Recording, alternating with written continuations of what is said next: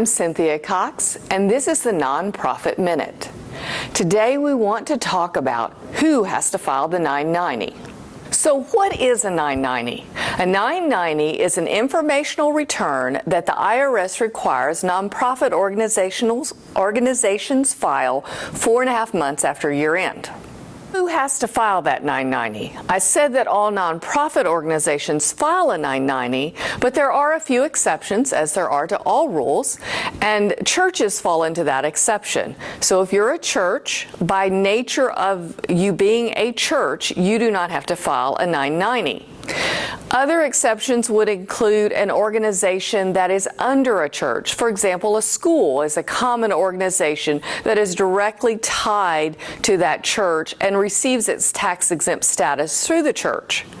So all other nonprofit organizations, once they reach their year end, either in December or if they're a fiscal year end and have a July year end, a June year end, a November year end, they have to file the 990 4.5 months after that. So I said you have to file a 990, but with every IRS filing, there's always a number of forms that go with it, a number of choices, and so let's talk about which one applies to you. If you have less than $50,000 in receipts, so in a given year you have less than that, you file a 990N, which is called the postcard. You file it online, it takes 5 minutes to file and takes very little information, and then you're done until next year.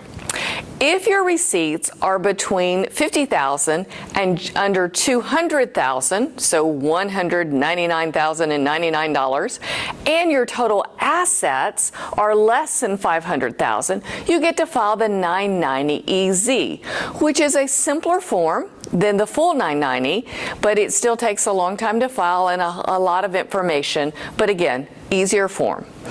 Then if you have receipts $200,000 plus, and you have total assets $500,000 plus, you get to file the full 990, which has the 990 Schedule A, B, C, D, E, F, G. Well, I always tell people it's from A to Z and possible schedules, and you have to pick the ones that apply to your nonprofit, and it takes quite a while to file and is a bit of a complicated form.